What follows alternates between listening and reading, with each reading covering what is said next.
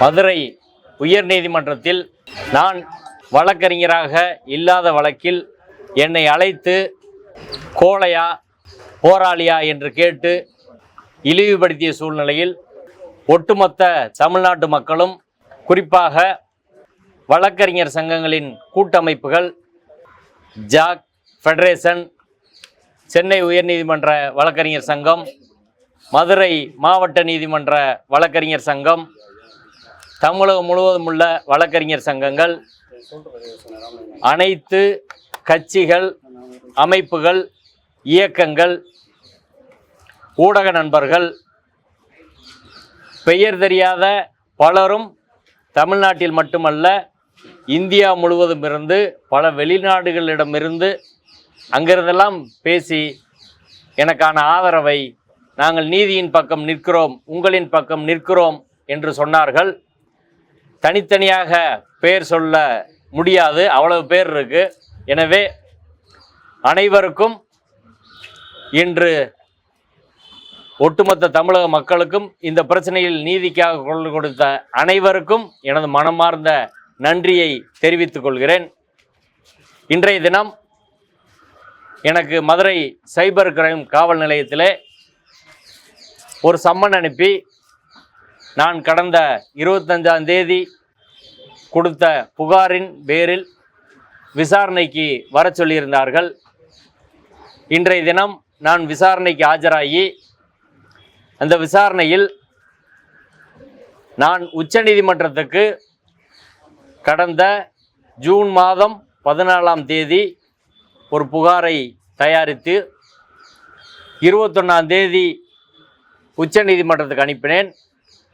அந்த புகார் கடந்த ஜூலை 22ஆம் தேதி மதுரை உயர்நீதிமன்ற வழக்கறிஞர் ராஜராஜன் என்பவர்களால் பாஜகவை சேர்ந்த வழக்கறிஞர் அருண் சுவாமிநாதன் என்பவர் வைத்திருக்கும் மதுரை ஹைகோர்ட் அட்வொகேட்ஸ் என்ற வாட்ஸ்அப் குழுவில் பகிரப்பட்டது.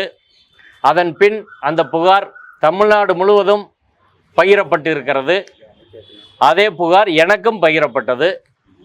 பகிர்ந்தவுடன் நான் அதிர்ச்சி அடைந்து, இந்த புகார் ரகசியமாக நான் சுப்ரீம் கோர்ட்டுக்கு கொடுத்தது எப்படி வழக்கறிஞர் ராஜராஜனுக்கும் அதை அனுமதித்த அருண் சுவாமிநாதனுக்கும் வந்தது என்ற கேள்வியை நான் புகாராக தயாரித்து சைபர் கிரைம் காவல் நிலையத்திலே புகார் அளித்திருந்தேன். அந்த புகாரின் பேர் தான் இன்னைக்கு இந்த விசாரணைக்கு ஆஜராகி எனது எழுத்துப்பூர்வமான வாக்குமூலத்தை கொடுத்திருக்கிறேன்.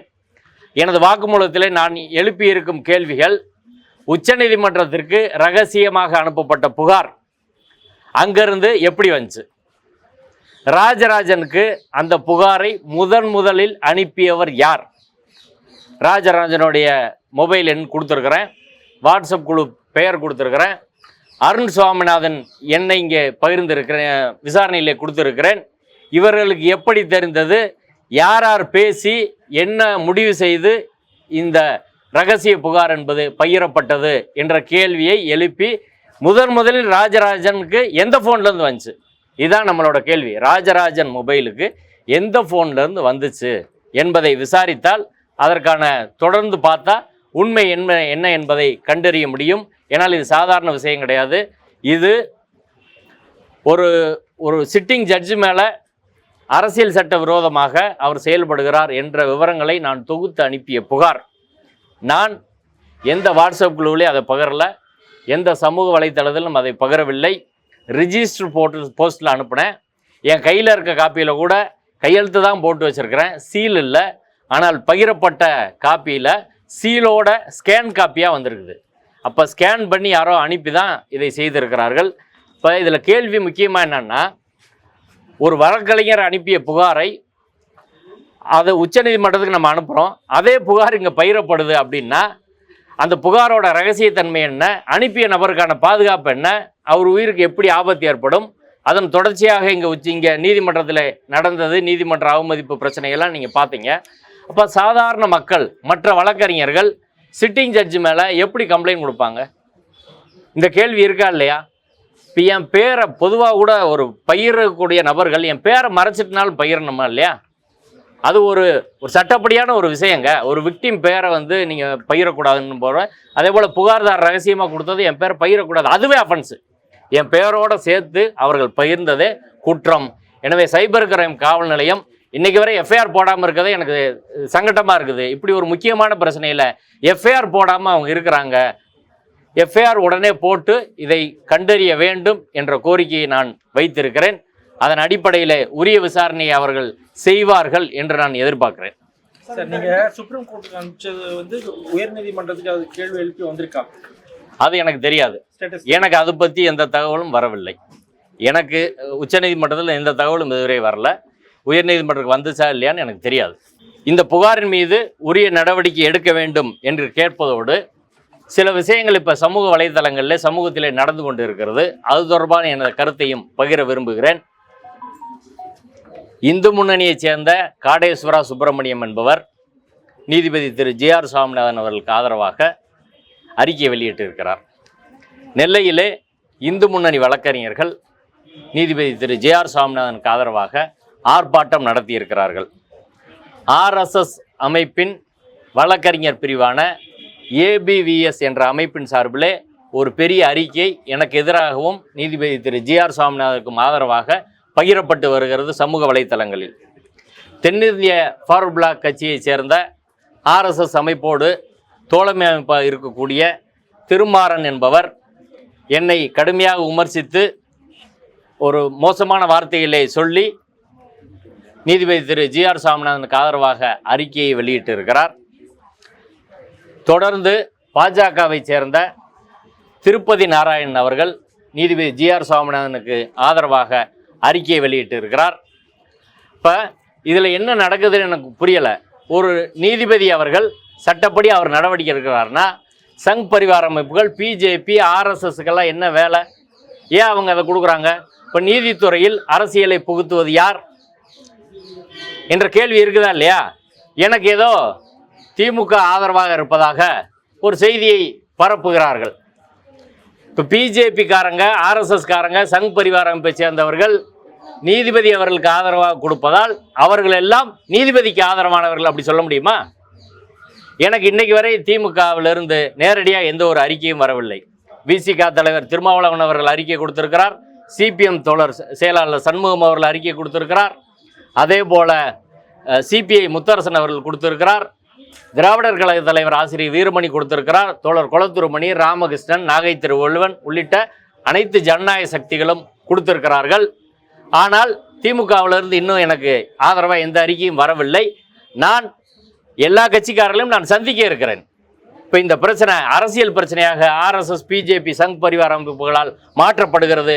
எனது உயிருக்கு அதனால் அச்சுறுத்தல் இருக்கிறது. எனவே நான் அனைத்து கட்சி தலைவர்களையும் திமுக உள்ளிட்டு காங்கிரஸ் உள்ளிட்டு சிபிஐ சிபிஎம் தோழர் திருமாவளவன் அவர்கள் எம்பிக்கள் நாடாளுமன்ற எம்பிக்கள் திருமாவளவன் அவர்கள் வெங்கடேசன் அவர்கள் ஆராசா அவர்கள் இப்படி எல்லோரையும் சந்தித்து இந்த பிரச்சனையிலே உரிய நடவடிக்கை கோரி நான் எல்லோரையும் சந்திக்க இருக்கிறேன்.